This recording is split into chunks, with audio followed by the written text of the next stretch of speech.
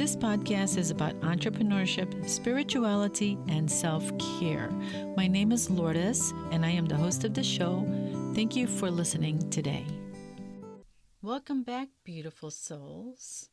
And in today's podcast, we're going to talk about self-care. And this is where we will be diving deep into using spiritual tools for everyday life. We'll be talking about letting go, aligning your energy, and living with more peace and purpose. And if you're new here, hit that subscribe button so that you don't miss out on any of the transformative episodes, especially on self-care. And today, in episode 187, we're talking about something so many of us face: work overwhelm. You know that feeling when your job piles on more than you signed up for and it starts affecting your health and well-being? We're going to explore this through the story of my client, Jason. Yes, the same Jason we've talked about before. If you remember, he's been on quite the journey, but this time it's all about how work stress can creep in and how we can spiritually release it. I'll share the simple yet powerful practice I taught him: cutting the cord. Stick around, because by the end of this episode, you'll have tools to reclaim your peace after a tough day.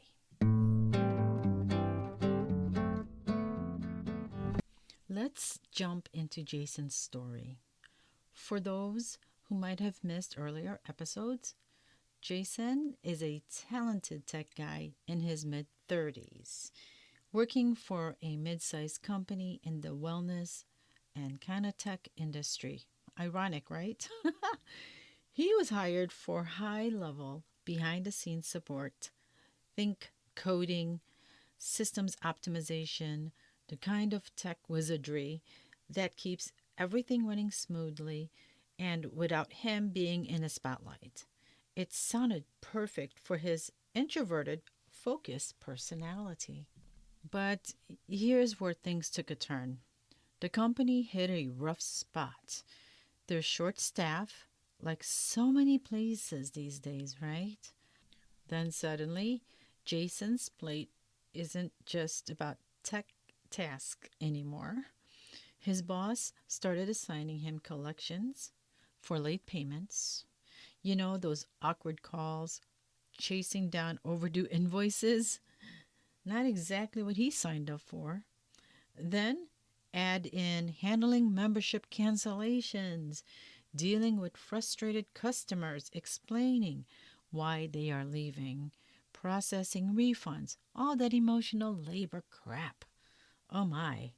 And just when he thought it couldn't get more chaotic, the boss announces a slew of new events to boost engagements, workshops, virtual retreats, even some in-person meetups. Jason's barely caught up on his core duties, and now he's learning about these new events on the fly. Worse, he's been tapped to oversee two of them, coordinating speakers, tech setups, promotions. Oversee? He's thinking, I'm the tech support guy, not even an event planner. The deadlines are tight, the expectations are high, and there's no extra help in sight. Poor Jason. Can you imagine the toll this took on Jason? He started feeling overwhelmed, that constant buzz of anxiety, like his mind couldn't shut off. He was snapping at loved ones, skipping meals, and then, bam, he got sick. We're not talking just a cold, but that deep exhaustion where your body says enough. Headaches, insomnia, even some digestive issues. Classic signs of chronic stress. He came to me in our session saying, Lourdes, I love the work I was hired for, but this, it's draining me dry. How do I not bring this home every night? Now, folks, I have been coaching Jason for quite some time, and I do see this all the time, not just with Jason, but with my other clients who come to me. And work isn't just task, it's energy exchanges. When you're dealing with demanding bosses, unhappy customers, or sudden curveballs, you're picking up on their energies, frustration, urgency, chaos, and carrying them like invisible backpacks. Jason was absorbing it all, and it was making him sick. So I taught Jason a key practice. It's called cutting energy cords daily.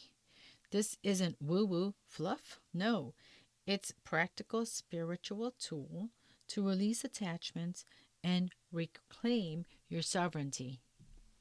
Let me break it down for you. Energy cords are like invisible threads that form between you and others during interactions. They're natural. Think of them as emotional Wi Fi connections, okay? But when they're from stressful sources, like a boss dumping tasks on you or a customer venting, those cords can linger, siphoning your vitality even after you clock out. The practice I shared with Jason is simple and takes just a few minutes. I told Jason to do this every evening after work as a ritual to quote and unquote cut off everybody's energy and take a breather. Here's how it works. And you can try this right now if you're feeling that work weight. Okay, first, find a quiet spot. Sit comfortably, close your eyes, and take 3 deep breaths. Ground yourself by imagining roots growing from your feet and into the earth, anchoring you. Next, visualize the people or situations from your day. For Jason, that was his boss, the late payers, and the event chaos. See the cords extending from the body, maybe from your solar plexus. That's your power center, or your heart connecting to them. Now, call in your higher self or a protective light. Whatever feels right, like a golden shield around you. Then imagine a tool to cut the cords. I pretend to make scissors with my fingers, like the peace sign, but I turn it sideways. And I start cutting the cords from my body. You can even use a sort of light, like a sword, you know, you're, a sword that you're whipping around. Use that as cutting your cords too, and just start cutting out those cords away from your body. Cut them off from your energy field.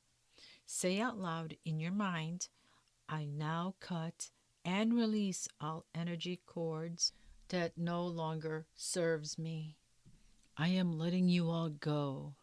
And I keep cutting away. And then I make a sweeping motion, moving those cords that I just cut away from me towards a window or a door and saying goodbye. Then take 2 more breaths in and exhale.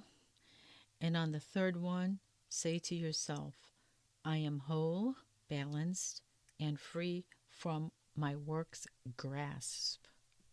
So Jason started doing this daily right after logging off of his computer and out of the door. Sometimes he works in the office, so when he leaves the workplace. At first, he felt silly, but within a week, he noticed shifts. The headaches eased, his sleep improved, and he stopped ruminating on work emails at dinner.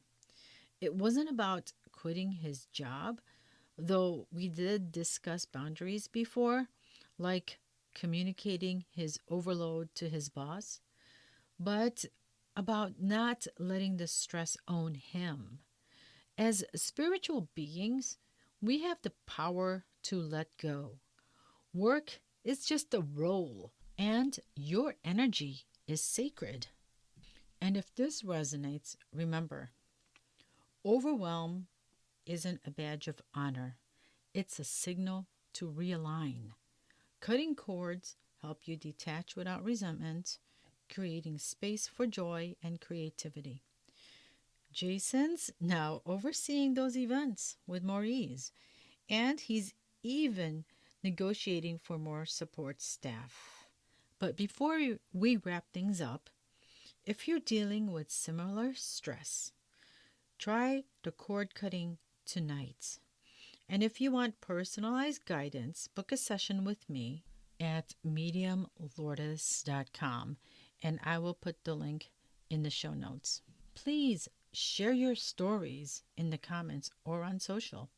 I love hearing how these tools would work for you. Thank you, friends, for joining me on this journey. Remember, you are not your job. You're a radiant soul. Until next time, stay aligned and let go with grace.